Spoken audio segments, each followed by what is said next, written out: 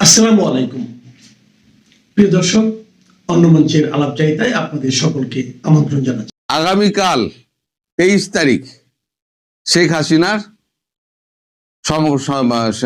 বিদেশি সাংবাদিকদের সঙ্গে দেশি বিদেশি সাংবাদিকদের সঙ্গে মিলিত হওয়ার কথা। এই প্রোগ্রামটা হবে, এটি আপনাদের মনে অনেক প্রশ্ন রয়েছে যে অডিও বার্তা না ভিডিও বার্তা, কি বার্তা উনি দেবেন, এ নিয়ে অনেক প্রশ্ন রয়েছে। তা আমি আজকে একটু আপনাদের কাছে খোলসা করি। এটা শুরু হবে সন্ধ্যেবেলা 6টায়, আর তিনি অডিও বার্তা দেবেন। অডিও বার্তায় তিনি কি কি বলতে পারেন তার একটা আউটলাইন আমার কাছে এসছে। আমি সেই আউটলাইনটা আপনাদেরকে বলছি। আউটলাইনে উনি বলবেন যেটা, এই ইউনূস একজন দখলদার, অবৈধ, এর বিরুদ্ধে আমি এবং আমার দল সার্বিক প্রতিরোধ গড়ে তুলব। ইউনূস একজন প্রতারক, আইন ভঙ্গকারী, দেশের অর্থনীতিকে নষ্ট করেছেন এবং সন্ত্রাসবাদীদের আশ্রয় প্রশ্রয় দিয়েছেন সরকারি অর্থ খরচ করে, যা সাধারণ মানুষের মূলধন। তিনি কসম খেয়েছেন এই মাটিতে, মানে বাংলাদেশের মাটিতে ফিরে তিনি ইউনূসকে চরম শাস্তি দেবেন এবং পুরো দেশের কন্ট্রোল তিনি নিজের হাতে নেবেন।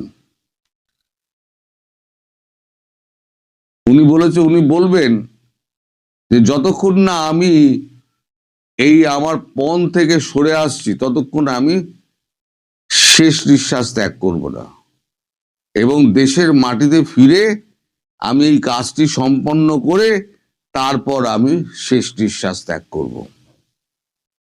এই বলে জয় বাংলা, জয় বঙ্গবন্ধু বলে উনি শেষ করেন। এটা হচ্ছে আউটলাইন। টোটাল যে ভাষণটা সেটা হচ্ছে 7 মিনিট 5 মিনিট 27 সেকেন্ড। এরপরে যা প্রশ্নোত্তর থাকবে সেটা করবেন উপস্থিত যে সমস্ত নেতা, তারা সবাই যথেষ্ট অভিজ্ঞ, বয়স্ক এবং শেখ হাসিনার আস্থাভাজন। এইটা নিয়ে আপনাদের একটা কৌতূহল ছিল, সে কৌতূহলটা আপাতত আমি আজকে মোটামুটি একটা মেটাতে পারলাম। এদিকে ইউরোপিয়ান ইউনিয়নের একটি প্রতিনিধি দল ইউনূসকে গিয়ে ব্যাপক চমকে এসছে। চমকানো মানে একদম পুরো ব্যাপক চমকে এসছে। সে প্রতিনিধি দল মানে কোন কোন দেশ ছিল ইউরোপিয়ান ইউনিয়নে? ইউরোপিয়ান ইউনিয়নের দেশ ছিল যেটা হয় সেটা হচ্ছে ইটালি, সুইডেন, 8টা দেশ। Italy, Sweden, Norway, Denmark, Spain, Austria, Germany এবং সুইজারল্যান্ড। এইটার নেতৃত্ব দেন অ্যালেন লে মেলিন এবং প্রতিনিধি দল। তারা ভেতরে গিয়ে তারা ইউনূসকে প্রচ্ছন্ন হুমকি দেন যে আপনাকে মানে ইনক্লুসিভ নির্বাচন করতে হবে। ভারত যা চায়, মার্কিন যুক্তরাষ্ট্র যা চায়, আমাদের চাওয়ার মধ্যে কোনো অভিন্নতা নেই। আপনাকে এই কাজটি করতেই হবে। তার জন্য আপনাকে যদি বিকল্প কোনো রাস্তা ঠিক করতে হয়, অর্থাৎ পরবর্তী ভোটের যদি লাইন ঠিক হয়, করতে হয়, তাহলে আপনাকে তাই করতে হবে। আদারওয়াইজ এই নির্বাচনকে কেউ সমর্থন করবে না এবং আপনার গায়ে আরো কাদা লাগবে। এটা আমাদের কোনো হুঁশিয়ারি নয়, যেটা বলেছেন এটা কোনো রিকোয়েস্ট নয়, এটা অর্ডার। এবং এটা শেষবারের মতো আপনাকে বলে দেওয়া হলো, এরপর আর বলা হবে না। অর্থাৎ ইউনূসকে একটা চরম একটা হুমকি দিয়ে গেলেন। তখন ইউনূস বলেন, সরকার তো লোক আনছে, প্রচুর লোক এখানে আসবে। তখন ইউনূসকে ওনারা বলেন যে ভোট যদি অংশগ্রহণমূলক হয় এবং অবাধ হয়, সেক্ষেত্রে আপনার লোককে নিয়ে আসতে হবে কেন? লোক তো স্বতঃস্ফূর্তভাবে অংশগ্রহণ করবে, তাহলে লোক আনতে হবে কেন? এবং আপনি যে সমস্ত প্রচার করে বেড়াচ্ছেন এই গণভোটের ব্যাপারে, সেই সমস্ত প্রচার করছেন কেন? তার জবাব দিয়ে আপনাকে করতে হবে। আপনি একটা দেশকে আপনি অস্থির করে ফেলেছেন, এটা আমরা চুপ করে বসে দেখব না। ফলে আপনাকে এটা কোনো সাবধান মানে নয়, একদম আপনাকে হুঁশিয়ারি দিয়ে গেলাম, আর দ্বিতীয়বার এ নিয়ে আমরা কথা বলবো না বলে তারা চলে যান। ও যাওয়ার আগে আমাদের ডাস্টবিন শফিক তিনি কিছু বলার চেষ্টা করেন। তার ডাস্টবিন শফিককে এই যিনি নেতৃত্ব দিচ্ছেন মেলিন, অ্যারেলে মেলিন, তিনি বলেন আপনি কে? তখন উনি হাত কষলিয়ে উনি বলেন যে আমি হলাম গিয়ে ওনার সচিব। তখন বলে আপনি তো সচিব, তো আপনি এখানে আপনার তো থাকার জায়গা নয়। আপনার তো জায়গা হচ্ছে উনি যা বলবেন সেটা হচ্ছে আপনি প্রেসকে জানাবেন, সেটা আপনার কাজ। আপনি এখানে কি করছেন? আপনি এই ঘর থেকে আসুন। তখন ইউনূসের চোখের ইশারায় শফিক মাথা নিচু করে, নির্লজ্জ লোক তো, মাথা নিচু করে বেরিয়ে যায়। এদিকে শেখ হাসিনা যে বলেছেন যে সন্ত্রাসবাদের আখড়া গড়ে তুলেছেন, না কথাটা কি বলেছেন? কথাটা সন্ত্রাসবাদীদের আশ্রয় এবং প্রশ্রয় দিয়েছেন সরকারি অর্থায়নে এবং মদতে। সেখানে ভারতবর্ষের বিরুদ্ধে ইউনূসের একটা বক্তব্য ছিল। বক্তব্য বলতে ইউনূস বলেছেন যে এই যে ভারত এটা আমাদের এখান থেকে নন ফ্যামিলি যে মেরে দিল আমার মিশনে, সেটা ওভার রিয়াক্ট করা। পররাষ্ট্র উপদেষ্টা একই কথা বলেছেন, ওভার রিয়াক্ট করেছে ইন্ডিয়া। গুলশানে যে আপনার এই খালিস্তানি স্বাধীন খালিস্তান যারা কানাডায় বসছিল, যাদের যাদের পেছনে ভারত পড়ে রয়েছে, র পড়ে আছে, রয়ের গানম্যান পড়ে রয়েছে, তাদের এখানে গুলশানে অফিস খুলে সরকারি অর্থায়নে তাদেরকে মদত দেওয়া হচ্ছে এবং তাদের যা যা প্রয়োজনীয় জিনিস সমস্ত সরকার প্রোভাইড করছে। তারপরে উনি বলছেন আমি দেশ শাসন করছি একেবারে নিরপেক্ষ ভূমিকায়। এই নিরপেক্ষতার পরিচয়।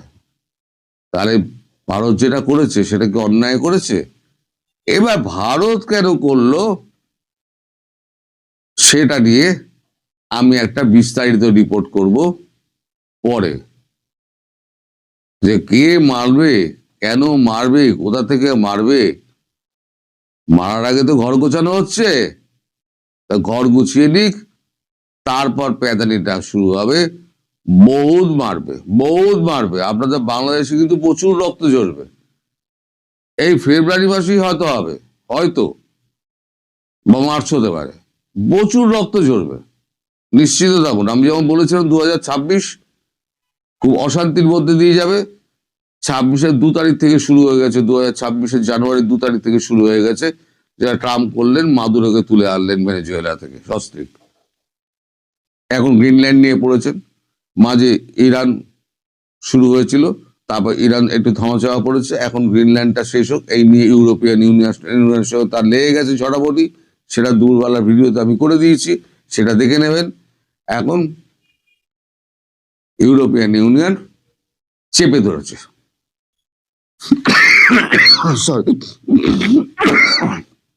সরি। তো এই হচ্ছে বাংলাদেশের সাম্প্রতিক অবস্থা। বাংলাদেশের যে এখন অপেক্ষা যেটা বাংলাদেশের মানুষ করছে সেটা হচ্ছে শেখ হাসিনার বক্তব্য। শেখ হাসিনার বক্তব্য যদি এক লাইনে বলা যায় তাহলে বলা যাবে শেখ হাসিনা কসম খেয়েছেন ইউনূসকে চরম দণ্ড দিয়ে তবেই উনি শেষ নিঃশ্বাস ত্যাগ করবেন এবং খুব শিগগিরই বাংলার মাটিতে ফিরবেন, যেটা আমি বরাবরই বলে যাচ্ছি। সবাই সুস্থ থাকবেন। অনেকগুলো হিসাব একটার সাথে আরেকটা মিলে যায়, কিন্তু সেই হিসাবের ফলাফলে নির্বাচনের সমীকরণ আসলে মেলে না। তাহলে কি 12ই ফেব্রুয়ারি নির্বাচন হচ্ছে না? 2024 সালের 5ই আগস্ট ছাত্র জনতার গণ অভ্যুত্থানের মুখে ক্ষমতাচ্যুত হন সেই সময়ের প্রধানমন্ত্রী শেখ হাসিনা। ভারতে পালিয়ে যান তিনি। তারপর তার বিরুদ্ধে অনেকগুলো মামলা হয়েছে। আইসিটির একটি মামলায় তার ফাঁসির রায়ও হয়েছে। অথচ এই নির্বাচনের বছরে এসে একের পর এক মামলা থেকে অব্যাহতি পাচ্ছেন তিনি। প্রথম মামলাটি ছিল জুলাইয়ে এক ব্যক্তির নিহত হওয়ার মামলা। পুলিশ তদন্ত করে পেয়েছে ওই ব্যক্তি নিহত হননি, তাই এখন মামলার বাদীর বিরুদ্ধেই মামলা করা হচ্ছে। এর পরের ঘটনা আরও ভয়ানক। জুলাই আন্দোলনে আহত ব্যক্তির পক্ষে মামলা করা হয়। সেই মামলাতে জুলাইয়ে আহত ওই ব্যক্তিকে খুঁজে পায়নি পুলিশ। শেখ হাসিনা সহ 115 জন বিবাদীর সবাইকে মামলা থেকে অব্যাহতি দেওয়া হয়। এরই মধ্যে আরেকটি বড় খবর, বুধবার আইসিটি আদালতে হাজির হন আইসিটি আদালতেই মৃত্যুদণ্ডপ্রাপ্ত মাওলানা আবুল কালাম আজাদ, যাকে বাচ্চু রাজাকারও বলা হয়। বাচ্চু রাজাকারের বিচার হয়েছে আন্তর্জাতিক অপরাধ ট্রাইব্যুনালে। এই একই আদালতে শেখ হাসিনারও বিচার হয়েছে। বিচারের শুরু থেকেই মাওলানা পলাতক ছিলেন। জুলাই অভ্যুত্থানে ক্ষমতাচ্যুত শেখ হাসিনাও বিচারের আগে থেকেই পলাতক। বিচার ও রায়ের সময় তিনিও অনুপস্থিত ছিলেন, শেখ হাসিনাও অনুপস্থিত। রায়ের সময় উপস্থিত না থাকায় তার আপিলের সুযোগ ছিল না, শেখ হাসিনারও সেটা নেই। কিন্তু এখন পরিবর্তিত পরিস্থিতিতে রায়ের 13 বছর পর আদালতে আত্মসমর্পণ করে ন্যায় বিচারের প্রত্যাশা করছেন তিনি। যদি আদালত তার আবেদন গ্রহণ করে এবং তার মৃত্যুদণ্ডের আদেশ বাতিল করে, তাহলে একই প্রক্রিয়ায় শেখ হাসিনারও রেহাই পাওয়ার সুযোগ তৈরি হয়ে থাকবে। প্রশ্ন উঠেছে, আদালতে শেখ হাসিনার পক্ষে এমন নজির রেখে যাওয়ার জন্যই কি সরকার নির্বাচনের আগে তড়িঘড়ি করে বাচ্চু রাজাকারের বিচার প্রক্রিয়া নতুন করে শুরু করতে যাচ্ছে? এ তো গেল একদিকের হিসাব। আর একদিকে আছে আওয়ামী লীগ। আওয়ামী লীগের পলাতক নেতারা হঠাৎ করে সক্রিয় হয়েছেন। শনিবার সাবেক পররাষ্ট্রমন্ত্রী ডক্টর হাসান মাহমুদ বলেছেন, ডক্টর ইউনূস সরকার চলে গিয়ে অন্য কোনো অন্তর্বর্তী সরকার যদি আসে তাহলে নির্বাচনে যাবে আওয়ামী লীগ। তার ঠিক 2 দিন আগে ভার্চুয়াল মিটিংয়ে শেখ হাসিনা বলেছেন, আমরা নির্বাচনে যেতে চাই, আমরা তো নির্বাচন বর্জন করিনি, তাহলে আমরা নির্বাচনে নাই কেন? অঙ্কের আরও হিসাব বাকি আছে। এই যখন অবস্থা, ঠিক সেই মুহূর্তেই জামায়াতের নেতৃত্বাধীন 10 দলীয় জোটের শরিক জুলাই আন্দোলনের তরুণদের সংগঠন এনসিপি নির্বাচন বর্জন করার কথা বলছে। রোববার সংবাদ সম্মেলন করে দলের নির্বাচন পরিচালনা কমিটির প্রধান এবং সাবেক উপদেষ্টা আসিফ মাহমুদ সজীব ভুঁইয়া একথা জানিয়েছেন। সোমবার এবং মঙ্গলবারও একই কথা বলেছেন এনসিপি নেতারা।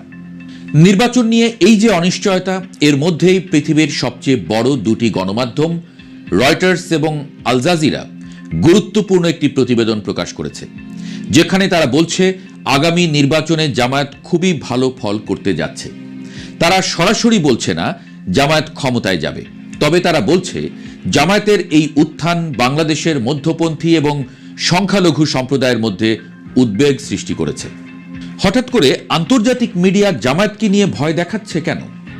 এই প্রশ্ন যখন, ঠিক তখনই সারা দেশে জামায়াতের নির্বাচন নিয়ে সহিংসতা প্রতিরোধের কমিটি করার খবর আসছে। এদিকে শেখ হাসিনার আশ্রয়দাতা দেশ ভারত বাংলাদেশ থেকে তার সব নাগরিকদের দেশে ফিরিয়ে নিয়ে যাচ্ছে। বাংলাদেশের বিভিন্ন দূতাবাস এবং উপদূতাবাসে কর্মরত ভারতীয়দেরকে বিশেষ বিমানে করে ভারতে ফিরিয়ে নেওয়া হয়েছে। অন্য নাগরিকদেরও বাংলাদেশে থাকার বিষয়ে সতর্ক করেছে দেশটি। এতগুলো খবর, এত ঘটনা, সবগুলোই একটা আরেকটার সঙ্গে সম্পর্কিত। কিন্তু এর মধ্যে আপনি কি কোথাও দেখতে পেলেন 12ই ফেব্রুয়ারি নির্বাচন অনুষ্ঠিত হতে যাচ্ছে? কিংবা নির্বাচন যদি হয়ও, নির্বাচনের পর আপনি দেশে সুষ্ঠু স্বাভাবিক কোনো পরিস্থিতির ইঙ্গিত পাচ্ছেন?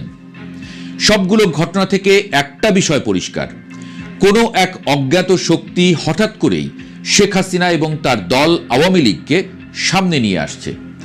আপনাদের মনে থাকার কথা, ডক্টর ইউনূস কিছুদিন আগেই বলেছিলেন পতিত আওয়ামী লীগ নির্বাচন ভণ্ডুল করার চেষ্টা করছে। হাওয়ায় মিলিয়ে যাওয়া সেই আওয়ামী লীগকে এখন বেশ সক্রিয় দেখা যাচ্ছে। সর্বশেষ শেখ হাসিনার ছেলে সজীব ওয়াজেদ জয় আল জাজিরার সাথে সাক্ষাৎকারে যা বলেছেন তা খুবই ইঙ্গিতবহ। তিনি বলেছেন দেশের 40% মানুষের প্রতিনিধিত্ব করা আওয়ামী লীগকে ছাড়া নির্বাচন সফল হবে না। তিনি একই সাথে বলেন, আমাদের প্রতিবাদে ক্র্যাকডাউন করা হলে সেটা সহিংসতায় পরিণত হবে। তিনি আরো বলেন, আমরা সহিংসতা চাই না, কিন্তু আপনি যদি কাউকে কোণঠাসা করেন, দেয়ালে পিঠ ঠেকে গেলে তারা কি করবে? আবারও একই প্রশ্ন, জয় যে প্রতিবাদের কথা বলছেন, সেই প্রতিবাদ কি তাহলে নির্বাচন ভণ্ডুল করার ষড়যন্ত্র? সেজন্যই কি প্রস্তুত হচ্ছে জামায়াত? সেজন্যই কি নির্বাচন বর্জনের কথা ভাবছে এনসিপি?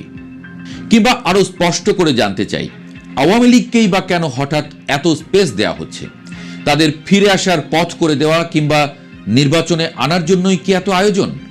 কিন্তু তারা তো বলেছে ইউনূস সরকারের অধীনে তারা নির্বাচনে যাবে না। তাহলে দেশের মানুষ 12ই ফেব্রুয়ারি নির্বাচনের মাধ্যমে একটি গণতান্ত্রিক ও স্থিতিশীল বাংলাদেশ দেখার জন্য অপেক্ষা করছে। সেই স্থিতিশীল বাংলাদেশ কি আসলেই আসছে? রেখে গেলাম অনেকগুলো প্রশ্ন। আপনি কি মনে করেন? কমেন্টে লিখুন। চোখ কান সজাগ রাখুন।